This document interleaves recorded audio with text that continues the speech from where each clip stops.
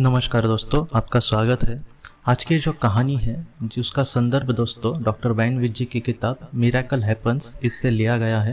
ये कहानी एक लेडी की है। उसने इस तरीके से कहा था डॉक्टर वाइन विज जी से कि उसके पीठ में अचानक ही दर्द शुरू हो जाता है। वो समझ नहीं पा रही थी कि अचानक ये किस तरीके से दर्द उठता है, लेकिन फिर भी उसने बहुत सारे डॉक्टरों के पास चेकअप वगैरह किया था। लेकिन उसको बाद में ये भी पता चला कि पीठ में तो कोई प्रॉब्लम नहीं है, वो शायद उसको ये मानसिक भी बीमारी हो सकती है। इसलिए वो डॉक्टर वाइन विज जी के पास आई थी कि ये आखिर कि इसका क्या ये ऐसे ये बीमारी आखिर उसको क्यों है, वो उसको जानना था। और डॉक्टर वाइन विज जी ने उस पर पास्ट लाइफ रिग्रेशन किया, क्योंकि उनको पता था कि इसका कहीं ना कहीं जो संबंध था उसके पुराने जन्म से हो सकता है। तो और जब उस लड़की पर उन्होंने पास्ट लाइफ रिग्रेशन किया, तब उन्होंने ये देखा कि ये जो मध्यकाल का एक उसका जन्म था, और उस जन्म में ये जो लड़की थी वो एक योद्धा था, वो एक इंसान था और वो एक योद्धा था। और उसने अपने सामने एक ऐसा दृश्य देखा दोस्तों, जहाँ पर दो कबीले वाले एक दूसरे से झगड़ रहे थे। एक कोई जगह थी और एक साइड में उसका अलग कबीला रहता था और इस साइड में उनका कबीला रहता था, और उन दोनों कबीलों में हमेशा झगड़ा होता रहता था। समझो कोई एक नदी जैसी जगह है, तो वहाँ पर एक कबीले वाले गए तो दूसरे कबीले वाले उन पर हमला करते थे और कहते थे कि ये नदी हमारी है। तो इस तरीके से हमेशा उनमें झगड़े होते रहते थे। एक बार ऐसे ही एक जगह पे ये जब योद्धा गया था, तब उसको दोस्तों उसके पीछे से किसी ने वार कर दिया और उसके पीछे से उसको किसी ने बाण मारा, और वो जो बाण था वो उसके पीठ पे ही लाकर लगा था। लेकिन वो इस तरीके से लगा था जहाँ पर उस इंसान की उस योद्धा की जान नहीं गई थी उस वक्त, बल्कि वो नीचे गिर गया वो लगने के बाद, और कुछ देर में उसकी जान भी चली जाती। और उसने ये देखा कि जैसे वो कहीं ना कहीं अब घायल हो गया है, वो पहले जैसे नहीं लड़ सकता उस घायलपन में। तब उसने ये देखा कि उसके पीछे से एक योद्धा आ रहा था, एक दूसरे कबीले का जो एक इंसान था, एक योद्धा था, वो उसके पीछे आ रहा था। और बाद में इस इंसान को यही लगा कि योद्धा अब ये आएगा और मुझे पूरी तरीके से मार डालेगा, क्योंकि इसी तरीके से युद्ध में चीज़ें होती है। लेकिन उस वक्त कुछ ऐसा नहीं हुआ दोस्तों। उस वक्त बाकी के जो लोग थे वहाँ से चले गए थे, और वो जो योद्धा दुश्मन इंसान और ये वहीं पर वो दोनों ही दोस्तों वहाँ पर थे। और उसके बाद जो शत्रु सेना का योद्धा था, उसने इसको मारने के बजाय वो जो तीर उसके पीछे लगा था वो निकाला, और बाद में इसको अपने पीठ पर उसने लादा, और वो एक जगह पे उसको लेकर आया, और वो उसको अपने जो उसका एरिया था, जो भी उसका कबीला था वहाँ पर लेकर आया। और उसके कबीले में जो भी उसका गांव था, वहाँ पर एक वैद्य को उसने उस इंसान को दिखाया और कहा कि इसके तुम ठीक करो। बात थोड़ी थोड़ी करके, आपको भी पता होगा कि बात यहाँ वहाँ पहुँचने के लिए, बात फैलने के लिए वक्त नहीं लगता। वैसे ही उस गाँव में जो उसको लेकर आया था इंसान, उसके गाँव में ये खबर फैल गई कि ये दुश्मन सैनिक को हमारे गांव में लेकर आया है और उसका इलाज करना चाहता है। तब उसके गांव के जो बड़े बड़े मुखिया लोग थे वो वहाँ पर आए, और उन्होंने उसको ये कहा कि तुम ऐसे दुश्मन सैनिक को यहाँ पर क्यों लाए हो? हमने हमारे बहुत सारे सैनिकों के इन लोगों ने प्राण लिए हैं, तो हमें भी इसको मारना ही चाहिए। लेकिन वो जो योद्धा था जो उसको लाया था पीछे अपने पीठ पर लाद कर, उसने ये कहा कि ये जो दुश्मनी है वो इसी तरीके से चलती आएगी। जैसे मेरे दादाजी के कबीला और उस वक्त की उस वक्त के उनके भी लोग एक दूसरे से लड़ते थे, हमारे पिताजी भी वैसी तरीके से लड़ते थे, और हमारे आज बच्चे भी उसी तरीके से भविष्य में लड़ते रहेंगे। लेकिन ये जो सिलसिला है वो कभी भी ख़त्म नहीं होगा।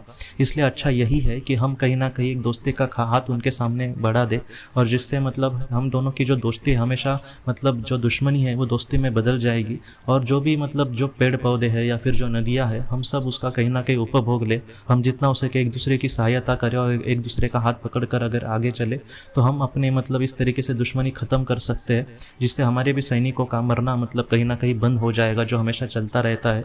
और आपने जैसे कहा कि इन लोगों ने हमारे सैनिकों को मारा है, वैसे हमने भी उनके बहुत सारे लोगों को मारा है। इसलिए ऐसा हमें नहीं सोचना चाहिए कि उन्होंने ही हमारे साथ गलत किया है। तो इस तरीके से जो बातें थी उनके गाँव वालों को भी कहीं ना कहीं सच्ची लगी। गाँव के जो एक दो मुखिया थे वो इससे तैयार नहीं थे, लेकिन बाद में भी उनको कहीं ना कहीं रियलाइज़ हुआ कि ये इंसान सच कह रहा है। हो सकता है कि आज हम हाथ उनके सामने बढ़ाएंगे तो हम थोड़ा सा नीचा हो जाएंगे, लेकिन हम आज ये जो भी काम कर रहे हैं वो अच्छे के लिए ही कर रहे हैं। तो इस तरीके से उसका इलाज कर दिया गया योद्धा का, इसी लड़की के उस जीवन में जो योद्धा था उसका इलाज कर दिया उस गाँव के लोगों ने। और बाद में उसको बहुत ही ज़्यादा मान सम्मान से दोस्तों ठीक होने के बाद उसके गाँव उसके कबीले में भेजा गया, और बाद में उन दो कबीलों की दोस्तों बहुत ही अच्छी दोस्ती हो गई, और वो एक दूसरे के साथ रहने लगे, एक दूसरे के साथ खुशी से मतलब ज़िंदगी बिताने लगे। और कहीं ना कहीं ये जो योद्धा था, मतलब इस लड़की का उस जीवन का वो जन्म में जो योद्धा था, उसको भी कहीं ना कहीं सारे गाँव वाले इस नज़र से देखते थे कि इसने मतलब इसके वजह से कहीं ना कहीं आज ये दोस्ती मुमकिन हो पाई है, और उसको भी एक मान सम्मान से देखा जाता था।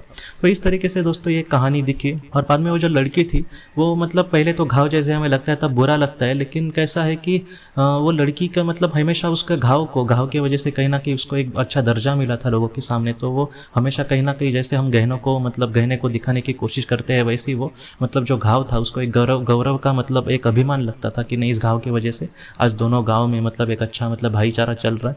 तो ये जो कहानी है दोस्तों उस तरीके से मतलब उस वक्त घटी थी, लेकिन मुझे लगता है कि ये मध्ययुगीन काल की ही कहानी नहीं, आज हम मतलब हमारे साथ भी ऐसी ही कहीं ना कहीं बातें होती रहती है कि हम खामखा एक दूसरे के साथ झगड़ते रहते हैं। लेकिन असल में जो इंसानियत है, वो इंसान के मतलब जो इंसान है वो दोस्तों कहीं भी वो मतलब जुदा नहीं होना चाहिए, उसको कभी भी पराया नहीं समझना चाहिए किसी को भी।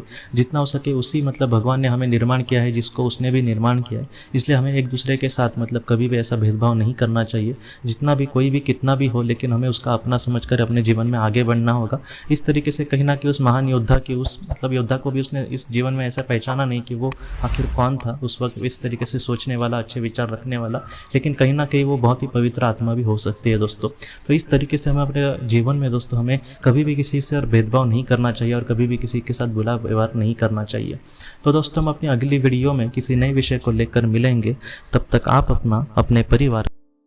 जिंदगी की रोशनी ये एक कंसल्टेंसी है जो ऐसे लोगों को मदद करने की कोशिश करती है जिन्होंने किसी अपने को खोया है, या फिर जो लोग अपने जीवन में बहुत ही ज़्यादा दुखी है। जो लोग इस संस्था के साथ जुड़ते हैं उन्हें पास्ट लाइफ रिग्रेशन की ऑडियोज़ भेजी जाएगी, जिससे घर बैठे वह पास्ट लाइफ रिग्रेशन का अभ्यास कर सकते हैं। और उन्हें 5 मेडिटेशन ध्यान की भी ऑडियोज़ भेजी जाएगी, और इसके साथ साथ उन्हें PDF किताबें भेजी जाएंगी जो हिंदी और अंग्रेज़ी में है, जो मोबाइल पर या फिर लैपटॉप पर आप उसे पढ़ सकते हैं।